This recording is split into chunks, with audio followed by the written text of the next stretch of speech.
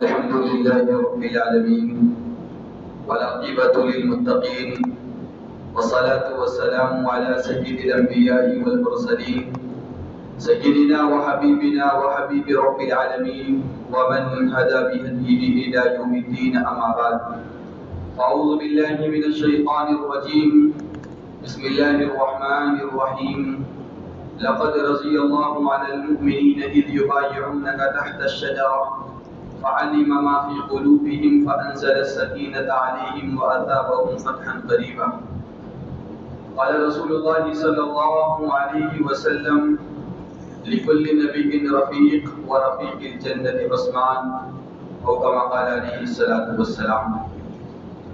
میرے محترم بزرگوں، دوستوں، عزیز ساتھیوں، سب سے پہلے تو ہم اس خالق کے کائنات کا شکریہ ادا کرتے ہیں کہ اس خالق کے کائنات نے ہم تمام کو مسلمان بنایا.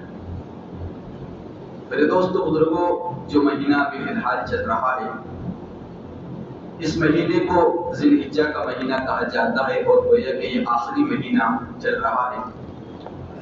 12واں مہینہ ہے قمری تاریخ کے اعتبار سے، اور آج جو تاریخ ہے وہ 18 تاریخ ہے. گویا کہ عید کو 8 دن ہو چکے ہیں، 18 تاریخ، اور آج جمعے کا دن ہے. اور اتفاقی طور پر جمعہ بھی میچ ہو گیا اور 18 تاریخ بھی میچ ہو گئی. آج کے دن اور آج کی تاریخ یہ بہت کم ہوتا ہے ایسا کہ بھائی جمعے کا دن بھی پڑ جائے اور 18 تاریخ بھی آ جائے، لیکن آج اتفاقی طور پر ایسا ہو گیا کہ جمعے کا دن بھی اور 18 تاریخ بھی. 18 ذی الحجہ کو ایک بڑا دردناک واقعہ پیش آیا ہے اور ایک بڑا المناک واقعہ پیش آیا ہے، اور تاریخ اس کو کبھی فراموش نہیں کر سکتی. اور وہ واقعہ جو پیش آیا میرے دوست و بزرگوں، وہ حضرت عثمان بن عفان رضی اللہ عنہ کی شہادت کا واقعہ پیش آیا. آپ کو جمعے کے دن ہی شہید کیا گیا تھا اور بڑے خطرناک طریقے سے اور بڑی پلاننگ کے ساتھ آپ کو شہید کیا، اور جمعے کا دن تھا 18 تاریخ. اور یہ حضرت عثمان جو اللہ کے رسول کے صحابی تھے اور بڑے صحابی، خلفائے راشدین میں سے، اللہ کے رسول کے دوہرے داماد ہوتے. پوری تاریخ کے اندر کسی نبی کا کوئی انسان دوہرا داماد نہیں بنا، لیکن حضرت عثمان بن عفان رضی اللہ تعالیٰ رسول اللہ کے دوہرے داماد ہیں. 2 بیٹیاں آپ کے نکاح میں ہیں. تو میں نے سوچا کہ آپ کے سامنے حضرت عثمان کی سیرت کو بیان کر دیا جائے. ویسے تو اگر آپ کی سیرت کو بیان کیا جائے تو کافی وقت لگے گا، لیکن میں آپ کے سامنے 35 سے 40 منٹ میں اس کو سمجھنے کی کوشش کروں گا، تاکہ تمام آپ کی زندگی پر بات چیت ہو جائے، آپ کے فضائل آ جائیں، آپ کی پیدائش آ جائے، آپ کب پیدا ہوئے تھے، کیسے اسلام لے کر آئے، اسلام کے بعد آپ کی زندگی کیسی رہی، اس کے بعد آپ نے کیا کارنامے انجام دیے، اور آپ نے کیسی حکومت کی، کیوں شہید کیا، کب شہید کیا. ان تمام چیزوں پر میں آپ کے سامنے بات کرنے کی کوشش کروں گا. قرآن کریم کی ایک آیت کریمہ میں نے آپ کے سامنے پڑھی ہے، لقد رضی اللہ عن المؤمنین.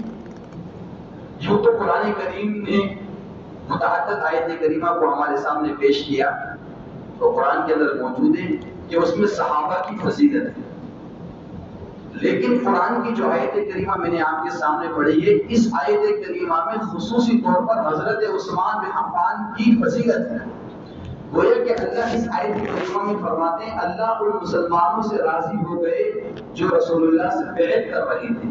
کیا مطلب اس کا مطلب یہ ہے میرے دوست بزرگوں، اللہ کے رسول جب مدینے میں تھے اور آپ نے ارادہ کیا کہ چلو مکہ چلتے ہیں عمرہ کرنے کی نیت سے، مکہ والوں نے آپ کو نکال دیا تھا.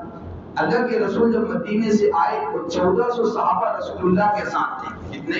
1400 صحابہ. تو مکہ والوں نے سوچا کہ یہ پیغمبر محمد رسول اللہ 1400 صحابہ کے ساتھ آ رہا ہے، ہو سکتا ہے کہ ہم پر آکرمن کرے گا، ہم پر حملہ کرے گا، اور مکہ بھی فتح نہیں ہوا تھا. اس لیے مکہ والوں نے کہا کہ ہم آپ کو عمرہ کرنے نہیں دیں گے. رسول اللہ کا راستہ ہے وہ لیا، اور جو حدیبیہ کا مقام ہے مکہ سے تقریباً 16-17 کلومیٹر کے فاصلے پر، وہاں پر اللہ کے رسول کو رکنا پڑا کہ ہم آپ کو عمرہ کرنے مکہ میں داخل نہیں ہونے دیں گے. اس موقع پر اللہ کے رسول نے 1400 صحابہ میں سے کسی صحابی کا انتخاب کیا تو حضرت عثمان بن عفان رضی اللہ تعالیٰ عنہ کا انتخاب کیا اور کہا کہ مکہ والوں کے پاس جاؤ اور کہو جنگ کا ہمارا ارادہ نہیں، ہم تو عمرہ کرنے کے لیے آ رہے ہیں۔ اور حضرت عثمان بن عفان کا جو سلیکٹ کیا وہ اس بنیاد پر کیا کیونکہ مکہ کے اندر دو خاندان تھے بڑے پاورفل، یوں تو بہت سارے خاندان تھے، بنو تمیم، بنو بکر، بنو خزاع، لیکن مکہ کے اندر دو خاندان تھے، ایک بنو ہاشم اللہ کے رسول کا خاندان اور بنو امیہ۔ رسول اللہ کا کو معلوم تھا کہ بنو ہاشم سے تو میں نپٹ لوں گا، لیکن جو بنو امیہ جو خاندان ہے وہ بہت پاورفل ہے اور حضرت عثمان بنو امیہ میں سے تھے۔ اس بنیاد پر آپ جائیے اور ان کو سمجھائیے۔ تو 1400 صحابہ میں سے اللہ کے رسول نے حضرت عثمان کو سلیکٹ کیا۔ اگر آپ میں دم ہے تبھی تو آپ نے سلیکٹ کیا، جاؤ آپ ان سے بات کرو۔ خیر جب مکہ جاتے ہیں تو مکہ والوں نے آپ کو ایک کر لیا، گویا کہ آپ کو پکڑ لیا۔ تو 1400 صحابہ میں یہ خبر پھیل گئی کہ عثمان کو تاخیر ہو گئی رضی اللہ تعالیٰ، ہو سکتا ہے کہ شہید کر دیا۔ اب موبائل کا دور نہیں، ایک خبر مشہور ہو گئی، اس موقع پر اللہ کے رسول بڑے غضبناک ہوئے، غصہ ہوئے۔ ایک بادشاہ کا ایلچی کسی دوسرے بادشاہ کے پاس، دوسرے لیڈر کے پاس جائے تو اس کو قتل نہیں کیا جا سکتا، بھائی وہ تو آپ کے پاس خبر لے کر آیا ہے۔ اللہ کے رسول نے اس موقع پر بھیج دی 1400 صحابہ سے اور کہا کہ جب تک ہم حضرت عثمان کا بدلہ نہیں لے لیں گے، عثمان کے قتل کا قصاص کا بدلہ نہیں لے لیں گے، ہم یہاں سے نہیں جائیں گے۔ اس موقع پر قرآن کریم کی آیت کریمہ نازل ہوئی اور گویا کہ 1400 صحابہ نے اللہ کے رسول کے ہاتھ پر بیت دی کہ ہم عثمان کا بدلہ دیں گے، حالانکہ خبر جھوٹی تھی۔ تو گویا کہ 1400 صحابہ نے جو بیت دی، یہ بھی آپ کی فضیلت ہے حضرت عثمان کی، یہ آپ کے نام پر بیت دی جاتی ہے۔ اور یہیں پر بس نہیں، کیونکہ اللہ کے رسول کے ایک ہاتھ پر صحابہ بیت دے رہے تھے، اللہ کے رسول نے پھر یہ کہا کہ اب میں عثمان، یہ جو میرا ہاتھ ہے اب یہ عثمان کی طرف سے میں خود بیت کر رہا ہوں۔ تو گویا کہ رسول اللہ نے اپنے ہاتھ کو حضرت عثمان بن عفان کا ہاتھ قرار دیا۔ گویا کہ اس سے بھی حضرت عثمان کی کیا ہوتی ہے، فضیلت ثابت ہوتی ہے۔ گویا کہ یہی فضیلت کہ اپنے ہاتھ کو عثمان کا ہاتھ قرار دیا، یہ گویا کہ فضیلت کم نہیں۔ یہ میں نے آپ کے سامنے ایک آیت کریمہ کو پیش کیا، پارہ 36 کی، یہ حضرت عثمان بن عفان کی فضیلت کو بیان کرتی ہے۔ اور بھی متعدد آیت کریمہ ہے، اللہ کے رسول کی حدیث ہے، اللہ کے رسول نے فرمایا لِكُلِّ نَبِيٍّ رَفِيقٌ وَرَفِيقِ الْجَنَّةِ عُثْمَانُ، کہ ہر نبی کا کوئی نہ کوئی دوست ہوتا ہے، کوئی نہ کوئی رفیق ہوتا ہے۔ رفیق کے معنی آتے دوست، لیکن میرا دوست جنت میں جو ہوگا وہ عثمان ہے، حضرت عثمان میرے دوست ہوں گے۔ آپ دیکھیں اللہ کے رسول نے حضرت عثمان کو دوست قرار دیا ہے۔ اسی طریقے سے حدیث پاک کے اندر آتا ہے، اللہ کے رسول کی حدیث ہے، اللہ کے رسول حضرت عائشہ کہتی ہیں کہ اللہ کے رسول ہمارے ساتھ یوں ہی بیٹھے ہوئے تھے جس طریقے سے انسان اپنے گھر والوں کے پاس کس طریقے سے بیٹھا ہوا ہوتا ہے، آلکی پالکی مانڈ اور اس طریقے سے لمبے پھیر کر کے۔ تو حضرت عثمان بن عفان آئے تو اللہ کے رسول اس طریقے سے سیدھے بیٹھ گئے۔ تو حضرت عائشہ صدیقہ رضی اللہ تعالیٰ عنہا نے کہا اللہ کے رسول سے کہ آپ سیدھے کیوں بیٹھ گئے؟ تو اللہ کے رسول نے ایک جواب دیا، الا سنو استحیی من رجل، میں ایسے شخص سے کیوں شرم نہ کروں، حیا نہ کروں کہ یستحیی منہ الملائکہ، جس سے تو فرشتے بھی کیا کرتے ہیں، شرم کرتے اور حیا کرتے ہیں۔ تو میرے دوست بزرگوں حضرت عثمان کو وہ صحابی تھے کہ اللہ کے رسول کو شرم محسوس کرتے تھے کہ آپ سیدھے بیٹھ جاؤ، یعنی ان کے ادب کے اندر، کیونکہ فرشتے بھی آپ سے شرم محسوس کرتے تھے، ایسے باحیا تھے۔ پھر میرے دوست بزرگوں، یہ میں نے آپ کے سامنے ایک دو روایت اللہ کے رسول کی پیش کی ہے۔ حضرت عثمان بن عفان اللہ کے رسول صلی اللہ علیہ وسلم کے رشتہ دار بھی ہوتے ہیں، تین اعتبار سے اللہ کے رسول کے رشتہ دار ہوتے ہیں، خاندان کے اعتبار سے بھی، ماں کے اعتبار سے بھی اور سسرال کے اعتبار سے بھی۔ باپ کے اعتبار سے تو کس اعتبار سے، خاندان کے اعتبار سے اللہ کے رسول کے جو 5ویں نمبر کے دادا ہوتے ہیں عبد مناف، محمد صلی اللہ علیہ وسلم بن عبداللہ بن عبد المطلب بن ہاشم اور بن عبد مناف۔ ہاشم کے جو باپ ہیں عبد مناف، گویا کہ 5ویں پشت پر، یہ بھی گویا کہ حضرت عثمان کے 5ویں نمبر کے دادا ہوتے ہیں۔ گویا کہ 5ویں نمبر پر جا کر اوپر اللہ کے رسول اور حضرت عثمان ایک ہی ہو جاتے ہیں۔ ماں کے اعتبار سے اس رشتہ ہے کہ اللہ کے رسول صلی اللہ علیہ وسلم کی جو پھوپھی ہے جن کا نام آتا ہے بیضہ، عبداللہ اللہ کے رسول کے ابا ہیں، اور بیضہ، اور عبداللہ کے ساتھ بیضہ پیدا ہوئی تھی، یعنی عبداللہ اللہ کے رسول کے والد ہیں، دونوں جڑواں پیدا ہوئے تھے، دونوں بہن بھائی. تو جو بریرہ ہیں اللہ کے رسول کی سگی پھوپھی کے گوئے کے نواسے ہوتے ہیں حضرت عثمان. بریرہ کی بیٹی ہے اروا، اور اروا کے بیٹے حضرت عثمان. تو گویا کہ ماں کے اعتبار سے بھی حضرت عثمان رشتہ ہوئے. پھوپھی ذات بہن کے لڑکے گویا کے بھانجے ہوتے ہیں. اسی طریقے سے سسرال کے اعتبار سے بھی رشتہ ہے حضرت عثمان بن عفان، کیونکہ رسول اللہ نے 2 صاحبزادی حضرت عثمان کے نکاح میں دی. تو گویا کہ 3 اعتبار سے یہ اللہ کے رسول کے کیا ہوتے ہیں، رشتہ دار ہوتے ہیں.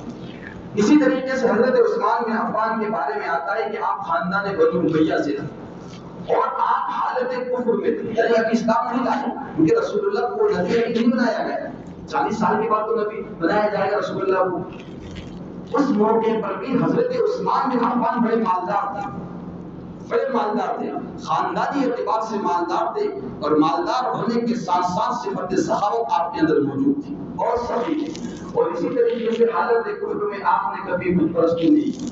حالت کفر میں بہت سارے صحابہ نے بت پرستی کی، شراب پی، لیکن حضرت عثمان کے اندر 2 صفتیں ایسی ہیں کہ آپ نے کبھی حالت کفر میں بھی بت پرستی نہیں کی اور شراب بھی نہیں کی. یہ گویا کہ آپ کی حالت اسلام سے پہلے کی خصوصیت ہے. اسلام کس طریقے سے لائے؟ اسلام اس طریقے سے لائے کہ اللہ کے رسول کو جب نبی بنایا گیا 40 سال کی عمر میں، تو اللہ کے رسول صلی اللہ علیہ وسلم پر سب سے پہلے مردوں میں ابو بکر ایمان لے کر آئے، اور پھر بچوں میں حضرت علی، غلاموں میں زید بن حارثہ، اور ابو بکر صدیق رضی اللہ تعالیٰ عنہ کے دوست ہوتے ہیں حضرت عثمان. زمانے جاہلیت، ابھی اسلام نہیں آیا، زمانے جاہلیت بزنس کے ساتھ ہی تھی، ان کے شام ساتھ جایا کرتے تھے حضرت ابو بکر صدیق رضی اللہ تعالیٰ عنہ اور حضرت عثمان بن عفان. تو حضرت ابو بکر صدیق رضی اللہ تعالیٰ عنہ نے اپنے دوست یعنی حضرت عثمان بن عفان کے سامنے اس دعوت کو پیش کیا اور کہا کہ آپ کلمہ پڑھ لو اور محمد رسول اللہ صلی اللہ علیہ وسلم کو آخری پیغمبر مان لو. میرے دوست بزرگ حضرت عثمان نے فوراً کلمہ پڑھ لیا اور اللہ کے رسول کے دربار میں آئے. یہ گویا کہ آپ کے ایمان لانے کا سبب ہوا ابو بکر کی دعوت کی بنیاد سے. جیسے یہ ایمان لاتے ہیں، آپ جانتے ہیں صحابہ کے حالات ہم پڑھتے ہیں، مکہ کے اندر صحابہ کو بڑا ستایا جاتا ہے. جب ان کے خاندان کے لوگوں کو پتہ چلتا ہے حضرت عثمان کے ایمان لے کر آ گیا ہے، اسلام کے اندر داخل ہو گیا ہے، تو ان کا جو چچا تھا جن کا نام تھا حکم بن عاص کو پتہ چلتا ہے کہ میرا بھتیجا ایمان لے کر آ گیا ہے اور محمد پر ایمان لے کر آ گیا، اس سے تو ہماری سخت دشمنی ہے. حضرت حکم بن عاص نے اپنے بھتیجے یعنی حضرت عثمان بن عفان کو زنجیروں میں باندھ دیا اور کہا کہ اس کا معاشی بائیکاٹ کر دیا جائے. جبکہ اس خاندانی مالدار تھے، میں آپ کے سامنے آپ کی داستان سناؤں گا کیسے مالدار تھے. خاندانی معاشی بائیکاٹ کر دیا، جیسے کوئی بزنس نہیں کرے گا. یہاں تک کہ جو ان کو حصہ ملا تھا بیٹی کے اندر، اسے بھی آپ کا بائیکاٹ کر دیا، آپ کو یہ بھی نہیں ملے گا، شرط یہ کہ محمد کا کلمہ چھوڑ دو.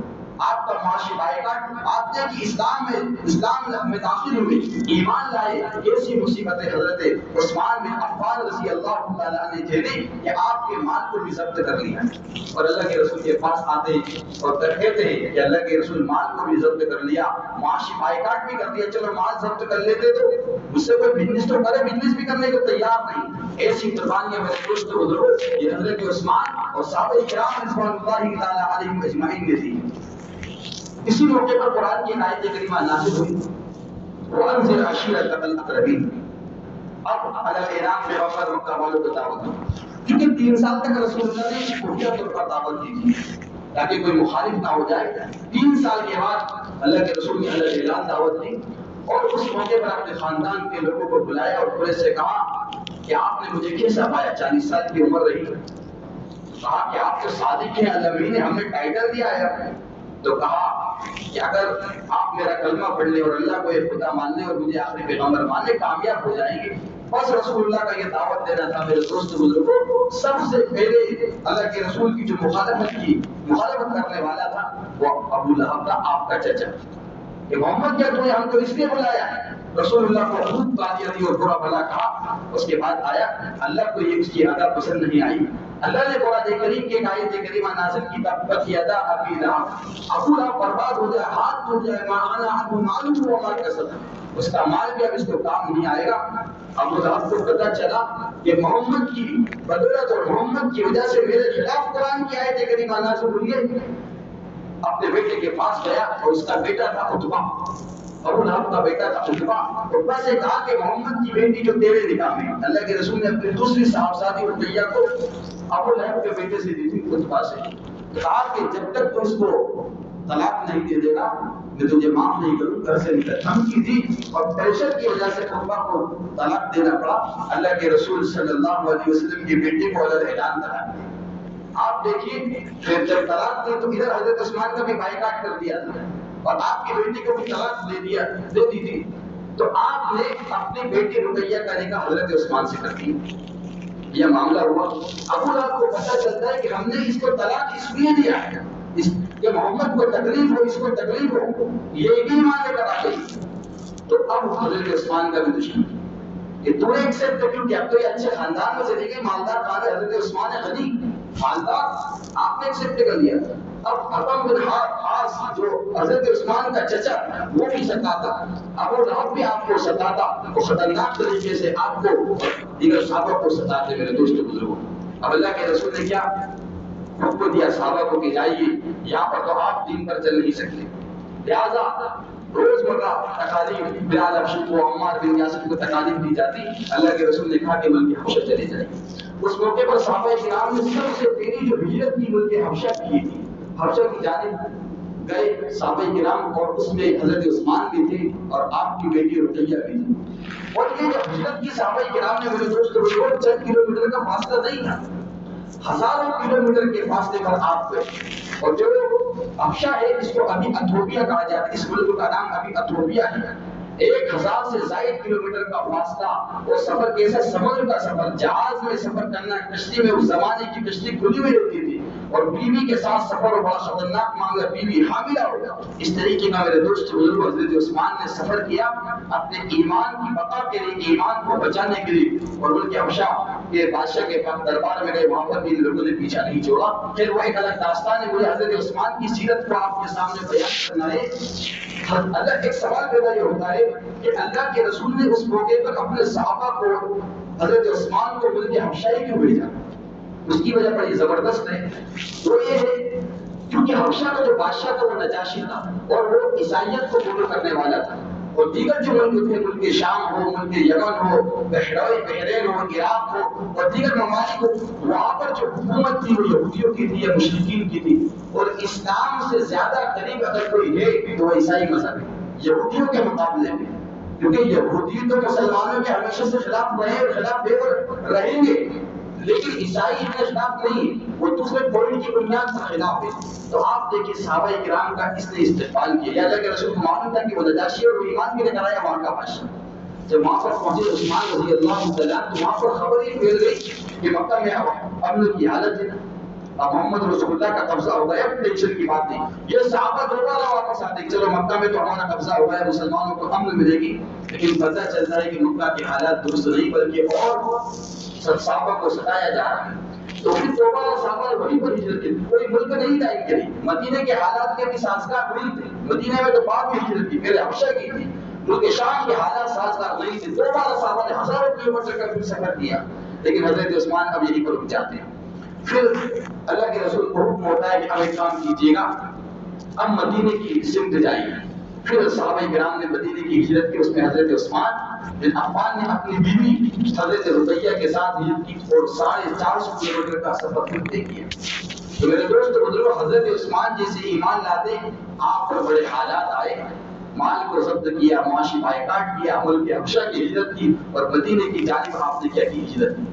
خیر صحابہ کرام مدینے پہنچے تو حالات بھی سازگار ہو گئے، مواخات ہو گئی تھی، اور ادھر حضرت عثمان کا جو خاندان تھا بنو امیہ بھی ایمان لے کر آ گئے تھے کچھ لوگ، تو حضرت عثمان کو واپس اپنا مال مل گیا اور مدینے میں جب آئے 13 سال تک تو بڑی خطرناک طریقے سے آپ نے زندگی کو گزر بسر کیا، پھر مال مل گیا، اور وہی لقب جس کا جو لقب ہے حضرت عثمان ہے غنی کے معنی آتے مالدار، لقب ہی ہلکے پھلکے مالدار نہیں تھے، مالدار تو سبھی دیتے لیکن ہر ایک کو ٹائٹل غنی کا نہیں دیا جاتا، حضرت عثمان کو جو ٹائٹل ہے یہ تو سراپا کیا ہے، مالدار ہے۔ جب مدینے میں صحابہ کرام گئے تھے اس وقت حالات وہاں کے کچھ یوں تھے کہ مدینے کا جو پانی تھا وہ بڑا کھارا تھا، پورا پانی کھارا تھا، صرف مدینے میں ایک کنواں تھا جس کو بیر روما کہا جاتا ہے، وہ کنواں ابھی بھی موجود ہے، جو مسجد قبلتین میں اس سے 2 کلومیٹر کے فاصلے پر ایک کنواں ہے، وہ کنواں ہے کہ اس کا پانی بڑا میٹھا تھا، لیکن یہ کنواں یہودی کے کنٹرول میں تھا۔ اللہ کے رسول کو یہ پانی بڑا پسند آیا تو اللہ کے رسول نے طاقت سے کہا، اچھا اس کو پتہ لگا یہودی کو کہ محمد رسول اللہ بھی میرے کنویں کا پانی پیتے، تو اس نے فروخت کرنا شروع کر دیا، بیچنا شروع کر دیا، میرے بیچتا نہیں تھا۔ تو اللہ کے رسول نے اس موقع پر کہا، اب صحابہ جو غربت کے عالم میں تھے، کہ کون شخص ہے کہ جو اس کنویں کو خریدے اور مسلمانوں پر رخ کرے۔ صحابہ بھی غربت کی زندگی گزار رہے تھے، حضرت عثمان کو مال مل گیا تھا۔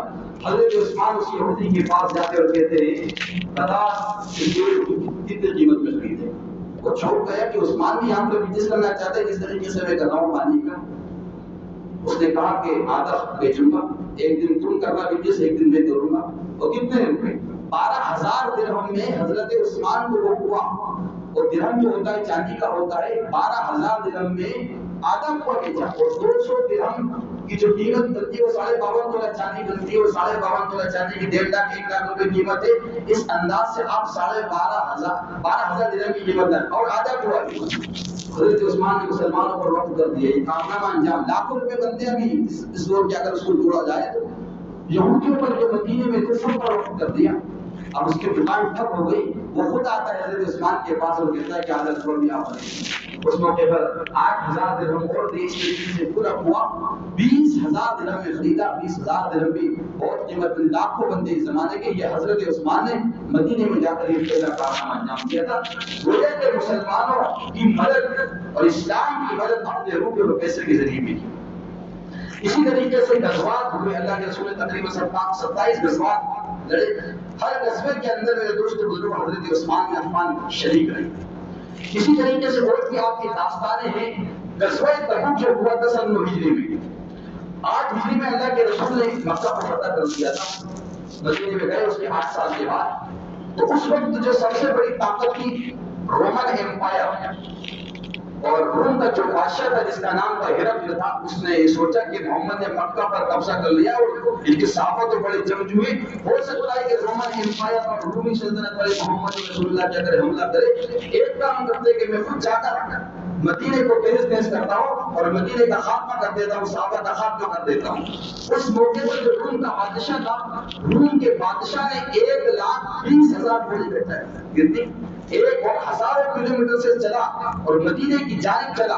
اللہ کے رسول کو پتہ چلا کہ اچھا یہ ہم پر حملہ کرنے کے لیے آ رہا ہے اور ہماری عید سے ہی بجانے آ رہا ہے۔ اللہ کے رسول پر قرآن کریم کی ایک آیت کریمہ نازل ہوئی، انفروا خفافا وثقالا وجاہدوا باموالکم وانفسکم فی سبیل اللہ۔ پیغمبر نکلو، صحابہ کو بولو، اسباب کے درجے میں آپ کو نکلنا پڑے گا۔ قرآن کریم کی بڑی زبردست آیت کریمہ، آپ کے پاس مال ہو یا نہ ہو، صفافا و خفافا، کمی ہو یا زیادہ، نکلنا وجاہدوا باموالکم، مالوں کے ذریعے آپ کو میدان کارساز میں آنا پڑے گا۔ گرمی کا موسم تھا میرے دوست، کھجور پک رہی تھی اور وہ یہ قصبہ ایسا تھا کہ تمام کے تمام صحابہ کو نکلنا ضروری تھا۔ اور اسی قصبے میں 3 صحابہ پیچھے رہ گئے تھے، اس موقع پر مال کی قلت تھی، اللہ کے رسول نے تشکیل کی، ابو بکر تو پورا مال لے کر آ گئے تھے، حضرت عمر آدھا، حضرت عثمان نے 100 اونٹ پیش کی، اللہ کے رسول نے اور تشکیل کی، 200 اور تشکیل کی، 300 اور تشکیل کی، 1,000 اشرفیہ۔ روایتوں کے اندر آتا ہے کہ حضرت عثمان نے اسی قصبے کے اندر 1,000 سونے کی اشرفیاں اللہ کے رسول کے قدموں میں ڈال دی۔ اور اللہ کے رسول کے بارے میں آتا ہے کہ آپ ان اشرفی کو پلٹتے تھے اور کہہ رہے تھے کہ آج کے بعد عثمان کا کوئی عمل اس کو نقصان نہیں پہنچائے گا۔ یہاں تک کہ روایت کے اندر آتا ہے، حضرت سعد روایت کرتے ہیں کہ جو سامنے جو لشکر تھا وہ تو 1,20,000 کا تھا، مسلمانوں کی جو تعداد تھی وہ 30,000 کی تھی، اور جو سوار تھے وہ 10,000 تھے۔ اس طریقے سے 30 سے لے کر 40,000 کو ایک روایتوں کے اندر آتا ہے۔ حضرت عثمان نے کہا کہ 1/3 لشکر کی ذمہ داری میں لیتا ہوں۔ اب 1/3 کتنا بنتا ہے؟ 30,000 ہے تو 10,000، اور کوئی کہ 40,000 ہے تو 13-14,000 بنتے ہیں، 1/3۔ وہ کہ آپ اندازہ لگا سکتے ہیں کہ 1/3 لشکر کا ذمہ داری خود نے اٹھا لے، کھانا بھی میری طرف سے، پینا بھی میری طرف سے، فوڈ بھی، یہاں تک کہ لکھا ہے کہ جوتے کا تسمہ، یعنی اس کی کوئی اوقات نہیں ہوتی جسے ہم، وہ تک کی ذمہ داری حضرت عثمان نے اپنے ذمہ دی تھی۔ آپ اندازہ لگائیں کہ 13,000 کی کفالت یا 10,000 پہلے آپ 30,000 کے اعتبار سے 10,000 کی کفالت حضرت عثمان نے وہ کہ اپنے کی اور وہ کہ مسلمانوں کی مدد کی۔ ایسے کئی واقعات ہیں. ابو بکر صدیق کا جب دور آیا تو ابو بکر صدیق کے دور کے اندر میرے دوستوں بزرگوں مسلمانوں کا فخر تھا، عام ہو گیا تھا. اس موقع پر حضرت عثمان بن عفان کے 1000 اونٹ آئے تھے. کتنے اونٹ؟ ملک شام سے آئے تھے. روایت کے اندر آتا ہے 1000 اونٹ حضرت عثمان بن عفان کے آئے تھے. مدینے کے جتنے بھی تاجر تھے، بزنس مین تھے، سب کی نظر کس پر؟ حضرت عثمان پر، کہ حضرت عثمان سے مال لیں گے، بڑے شیخ تو یہی ہے اور ہم پھر آپ دبا کر کے بیچیں گے. حضرت عثمان کے پاس آتے ہیں، کہتے ہیں کہ ہم آپ سے مال خریدنا چاہتے ہیں. دو گنا کر کے حضرت عثمان نے کہا مجھے ووٹ بھی مل رہا ہے. 3 کرتے کہ 4، یہاں تک کہ مدینے کے جو 4 تھے بڑے بڑے بزنس مین تھے، 5 گنا کر دیا. حضرت عثمان نے کہا مجھے ووٹ بھی زیادہ مل رہا ہے، کون دے رہا ہے آپ کو؟ حضرت عثمان نے کہا کہ مجھے میرا اللہ 10 گنا زیادہ دے گا. اور وہ 1000 ووٹ جو گلے سے لدے ہوئے تھے مسلمان مدینے کے مسلمانوں پر میرے دوستوں کو کیا کر دی؟ حضرت عثمان نے وقت کر دی. یہ کارنامے مال کے اعتبار سے، مسلمانوں کی، اسلام کے ہر اعتبار سے وہ ہے کہ مدد کی. اسی طریقے سے آپ پھر وقت کے خلیفہ بنے، اور وقت کے خلیفہ کس طریقے سے بنے؟ وقت کے بادشاہ بھی بنے. حضرت عثمان بن عفان اللہ کے رسول اس دنیا سے رخصت ہو جاتے ہیں، پھر خلافت کا آغاز ہوتا ہے. ابو بکر خلیفہ بنتے ہیں، 2 سے 2.5 سال آپ خلافت کے فرائض کو انجام دیتے ہیں. پھر حضرت عمر کا دور آتا ہے. حضرت عمر 10 سال خلافت کے فرائض کو انجام دیتے ہیں. اور حضرت عمر نے جو بڑا کارنامہ انجام دیا وہ دیا، جو ایران جو حکومت ہے اس کے بادشاہ کا پہلے لقب ہوتا تھا کسرا، اور جو روم ہے رومن ایمپائر، اس کے بادشاہ کا لقب ہوتا تھا قیصر. تو قیصر ایران اس زمانے میں، ابھی تو ایشیا ہے، ایران اس زمانے میں مجوسی تھے، آگ کی پوجا کیا کرتے تھے، اور رومن ایمپائر عیسائی تھے. ان 2 حکومتوں کے ایک طریقے کی وجہ اس لیے حضرت عمر نے، اور گویا کے وہ دائرہ جو رسول اللہ کے زمانے میں اسلام زمین پر 9 لاکھ مربع میل پر پھیلا ہوا، 9 لاکھ پر، اس 9 لاکھ مربع میل کو پھیلا کر حضرت عمر رضی اللہ تعالیٰ نے صحابی ہے 9 لاکھ مربع میل سے 22 لاکھ مربع میل کر دیا. یعنی 22 لاکھ مربع میل کا مطلب دنیا کے 3 حصے کیے جائیں تو ایک حصے پر حضرت عمر حکومت کر رہے ہیں. اور یہ حکومت کس کی ختم کی؟ وہ کہ مجوسیوں کی اور عیسائیوں کی. اس کے بعد حضرت عمر کو شہید کر دیا جاتا ہے. آپ پر جو وار ہوا وہ اسی مہینے میں ہوا، 27-26 تاریخ کو. پھر 1 محرم کو گویا کہ آپ اس دنیا فانی سے رخصت ہوئے. اور پھر حضرت عثمان بن عفان 1 محرم کو گویا کہ وقت کے خلیفہ بنتے. خلفائے راشدین جو 4 بادشاہ رہے اور 4 خلیفہ رہے، سب سے زیادہ جو حکومت کی وہ حضرت عثمان نے 12 سال، حضرت عمر کے 10 سال اور حضرت ابو بکر کے 2-2.5 سال اور حضرت علی کے 6 سال اور حضرت عثمان کے 12 سال. سب سے زیادہ آپ نے خلافت کے فرائض کو انجام دیا. اور آپ نے جو کارنامہ انجام دیا میرے دوست بزرگوں، تاریخ اس کو بھی کبھی فراموش نہیں کر سکتی ہے. سب سے پہلے حضرت عثمان بن عفان جب خلیفہ بنتے، وقت کے پرائم منسٹر بنتے، تو 10 ملک ایسے تھے جو باغی ہوتے ہیں. جو حضرت عمر نے فتح کیے تھے وہ باغی کیوں؟ یہ عمر تو بڑا خطرناک تھا، شیطان بھی بنتا تھا، اور حضرت عثمان تو بالکل نرم مزاج ہے. وہ ایک باقی ہوگا جس میں سے آرمینیا، اسکندریہ، آذربائیجان اور بھی ملک کو باقی ہو گئے اور اپنی حکومت قائم کری. اس موقع پر حضرت عثمان نے جو بڑا کارنامہ انجام دیا، 10 صحابہ کو، جو ذکر صحابہ تھے، جو لڑاکو تھے، بہادر تھے، شجاع تھے، ایسے صحابہ کی ٹیم بٹھائی اور گویا کے اور بصرہ سے اور کوفہ سے اور ملک شام سے فوجوں کو بھلایا اور 10 ملکوں کی بغاوت کو ختم کیا. یہ بڑا کارنامہ، 10 ملک آپ کے خلاف باغی ہو جائے. 10 شہر نہیں، 10 ہندوستان ایک ملک ہے، بنگلہ دیش ایک ملک ہے، ایسے 10 ملک آپ کے باغی ہو جائے، آپ کیا کریں؟ حضرت عثمان جو صحابی رسول تھے، 10 ملک ہوئے کہ آپ کے باغی ہو گئے تھے. 10 صحابہ نے اور گوئے کے لیڈر تھے اور آپ کی فوجیں تھیں، اس بغاوت کو ختم کیا. یہ گوئے کہ آپ نے بڑا کارنامہ انجام دیا. اچھا، اس موقع پر ایک بڑا زبردست معاملہ ہوا. وہ معاملہ یہ ہوا کیونکہ حضرت عثمان نے جو فوج بلوائی تھی وہ بصرہ سے بلوائی تھی، کوفہ جو شہر بڑے بڑے عراق کے، عراق سے بلوائی، ملک شام سے بلوائی، مسلمانوں کی فوجیں تھیں. اب جنگ جو چلتی تھی وہ آدھے دن چلتی تھی، آدھے دن آرام کرتے تھے. جب وہ آرام کرتے تھے تو قرآن کی تلاوت بھی کرتے تھے. تو جب قرآن کی تلاوت کرتے تھے تو بصرہ والے قرآن الگ پڑھ رہے ہیں، کوفہ والے الگ پڑھ رہے ہیں، ملک شام والے الگ پڑھ رہے ہیں، عراق والے الگ پڑھ رہے ہیں. اور جب قرآن الگ پڑھ رہے ہیں تو سب ایک دوسرے کو غلط کہنے لگے. یار جو ہم غلط پڑھ رہے ہیں وہ صحیح، وہ تم طرف پڑھ رہے ہو غلط ہے. مسلمانوں میں اختلاف. اس موقع پر حضرت حذیفہ بن یمان بہت بڑے صحابی جن کا لقب ہے صاحب سر رسول اللہ صلی اللہ علیہ وسلم، اللہ کے رسول کے رازوں کو رکھنے والے، فوراً آئے حضرت عثمان کے پاس کہ اگر آپ نے، کیونکہ قرآن 7 قرأتوں پر نازل ہوا، اب کون سی ایک قرأت بصرہ میں پہنچ گئی، ایک قرأت کوفہ میں پہنچ گئی، ایک شام میں پہنچ گئی، ایک یمن میں پہنچ گئی، اس طریقے سے تو کہا کہ اگر قرآن کو اس طریقے سے ڈیزائن نہیں کیا کہ تمام قرأتیں ایک رسم الخط میں آ جائے، تو پھر اگر یہ کام نہیں کیا تو مسلمانوں میں اختلاف ہو جائے گا۔ اس موقع پر حضرت عثمان بن عفان نے جو کارنامہ انجام دیا، مذہب کے اعتبار سے قرآن کریم کے بڑے بڑے ماہرین کو بلایا، قراء کو بلایا اور جمع قرآن کیا، اور قرآن کو اس طریقے سے ڈیزائن کیا کہ ساتوں قرأتیں جمع ہو جائیں۔ یہ بڑا کام ہے، ورنہ اتنا بڑا خطرناک کھڑا ہو گیا تھا مسلمانوں کی درمیان۔ میں ایک مثال دیتا ہوں آپ کے سامنے، قرآن کریم کھولیا سورہ فاتحہ، آسان کیونکہ سورہ فاتحہ سب پڑھتی ہے اس لیے اس کی مثال دے رہا ہوں میں آپ کے سامنے۔ مالک یوم الدین جو ہے اس کو ملک بھی پڑھتے ہیں، قرآن ملک یوم الدین، لیکن مالک یوم الدین میم الف زبر ماں کے ساتھ نہیں، میم الف زبر، مالک یوم الدین میم کھڑا زبر ماں کے ساتھ ہے۔ اب کیونکہ اعراب تو 100-200 سال کے بعد لگی، ہمارے لیے نہیں لگی، جیسا اردو میں زبر زیر پیش نہیں تو ان کے لیے بھی زبر زیر پیش کام نہیں، وہ ہمارے لیے لگائے گئے۔ تو آپ دیکھیے مالک ملک لکھیں گے تو جس قاری کو مالک پڑھنا ہے وہ کھڑا زبر لگا کر خود بخود مالک پڑھ لے گا، اور جس کو ملک پڑھنا ہے وہ زبر لگا کر ملک پڑھ لے گا۔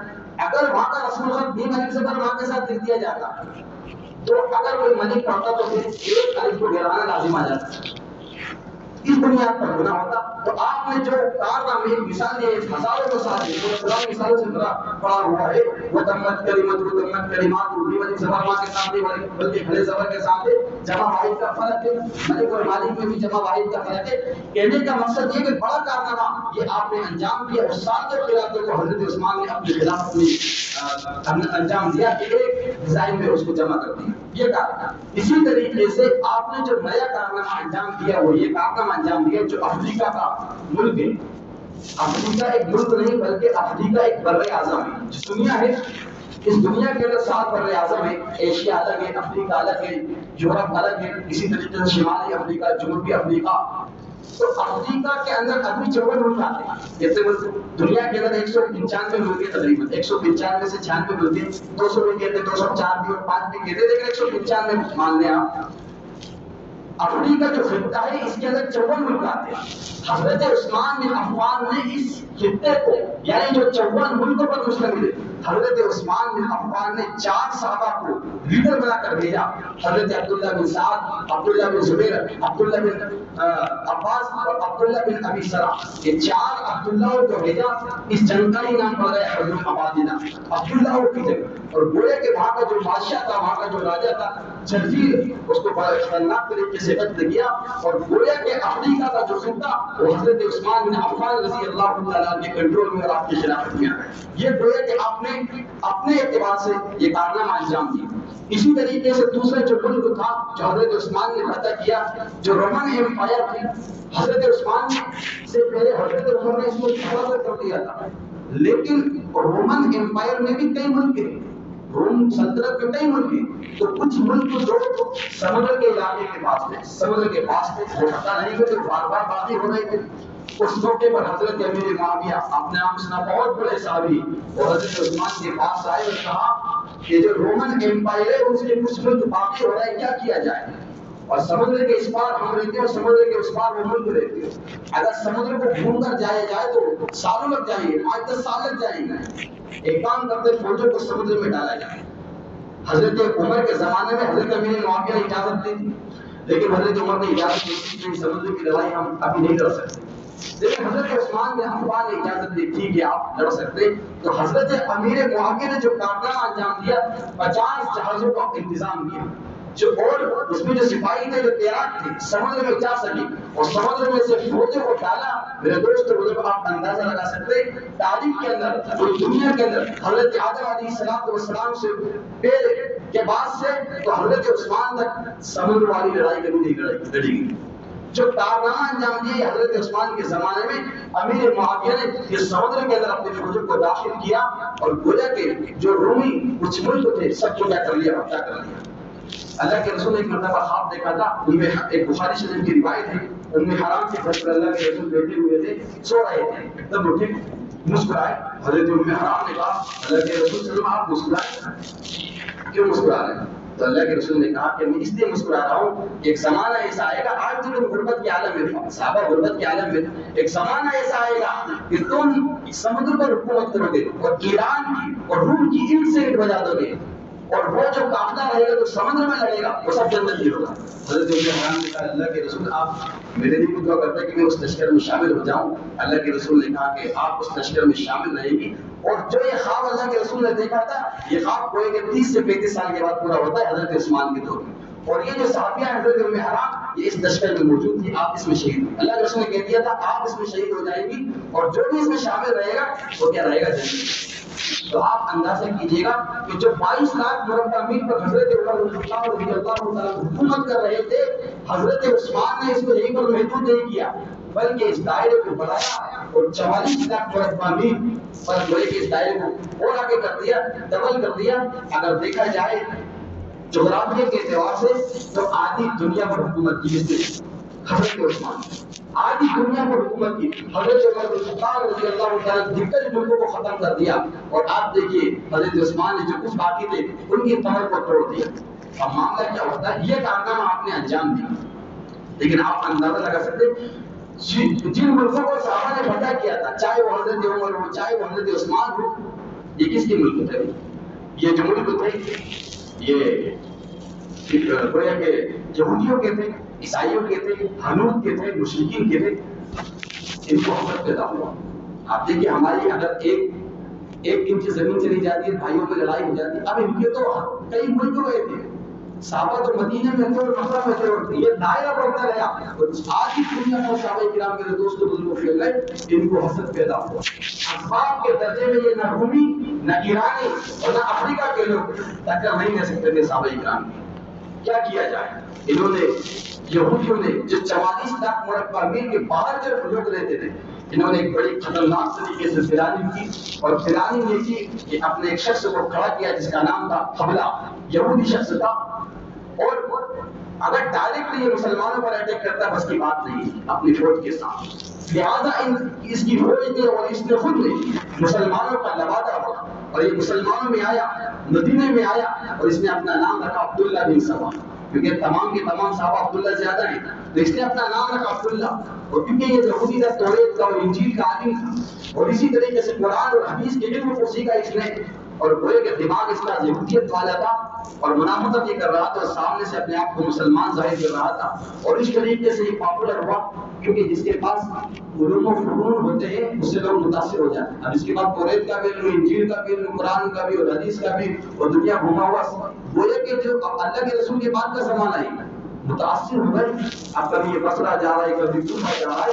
حضرت عثمان بن عفان کے خلاف اس نے پروپیگنڈا شروع کیا کہ حضرت عثمان تو یہ کر رہے ہیں. لکھائی کتابوں کے اندر 10 اعتراضات اس نے کھڑے کی کہ حضرت عثمان یہ کام غلط کر رہے ہیں، یہ کام غلط کر رہے ہیں.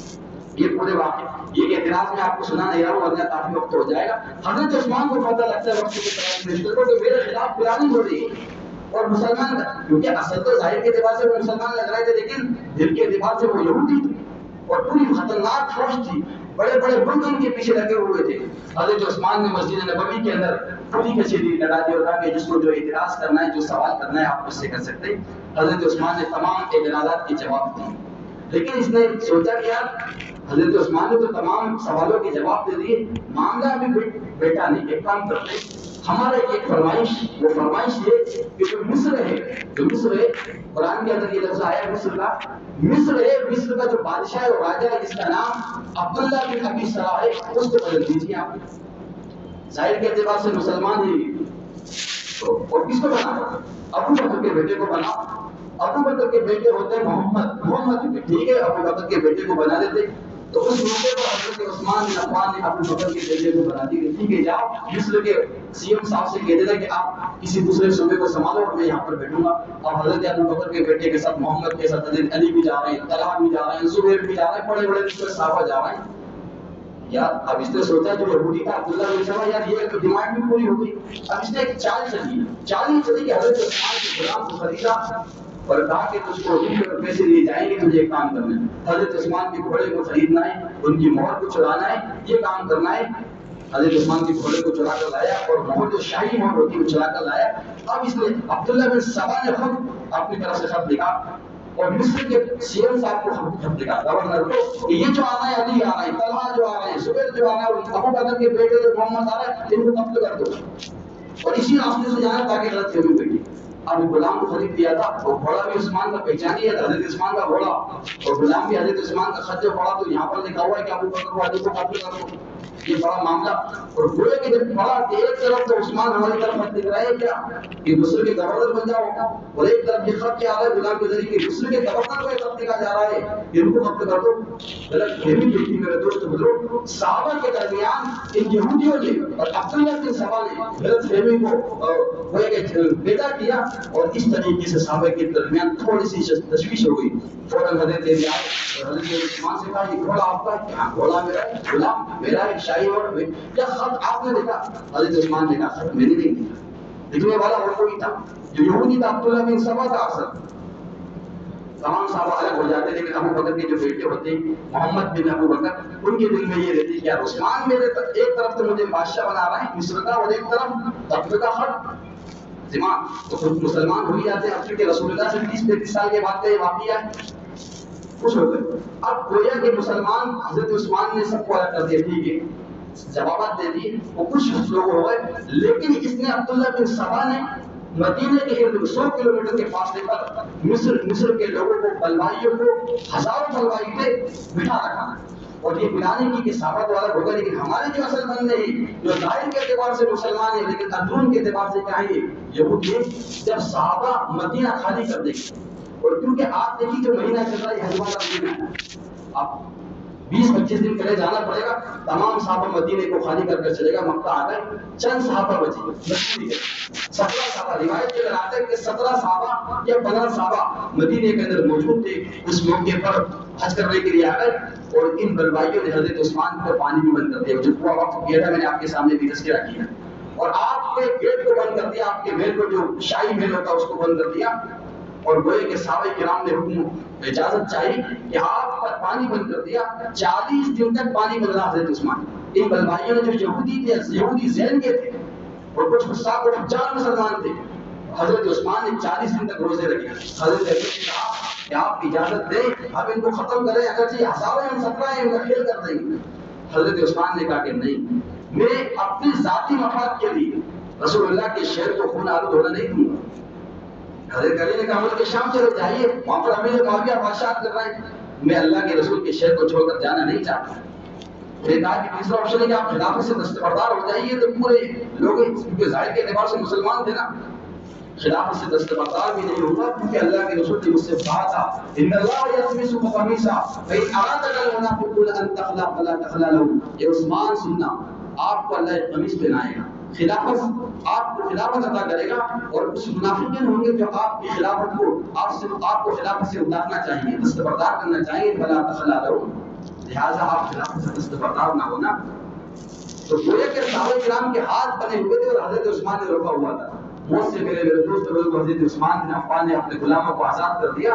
چند لوگ 6 لوگ ہوئے کہ جو یہودی لوگ تھے, یہودی ذہن کے تھے, وہ حضرت عثمان کے گھر پر داخل ہوئے اور حضرت عثمان بن عفان کو شہید کر دیا. اور حضرت عثمان نے شہید ہونے سے پہلے حضرت علی سے کہا تھا کہ خواب آ رہے ہیں مجھے, اللہ کے رسول, فکر اللہ کے رسول کے بات کی, حضرت ابو بکر اور عمر کے بات کی, اللہ کے رسول نے کہا کہ آ جاؤ عثمان, آپ کے افطار کا ہم کیا کر رہے ہیں, انتظام کر رہے ہیں.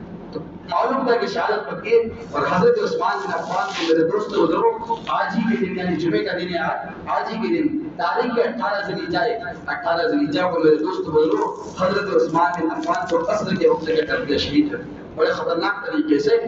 مدینے میں کوئی بھی نہیں, آپ کی لاش کو اٹھانے والا 17 صحابہ تھے, کیونکہ سب حج کرنے گئے تھے, اور حج سے واپسی آ رہا تھا تو 20-25 دن لگ جائے گے پیدل اور سواریوں کے اعتبار سے. اس طریقے سے گویا کہ میرے دوست بزرگ خلیفہ دوم حضرت عثمان بن عفان کو شہید کر دیا. اس کے بعد حضرت علی خلیفہ بنے مسلمانوں کی اتفاق رائے سے.